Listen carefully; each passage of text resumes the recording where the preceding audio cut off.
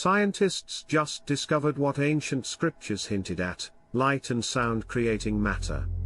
From the Bible's "Let there be light," to Hinduism's Om, the sound of creation, and Quranic verses about light being the origin, new experiments show sound waves can actually move particles and light can create matter from energy. The ancients weren't poetic. They were scientific. Follow for more truths hidden in plain sight. Fire emoji.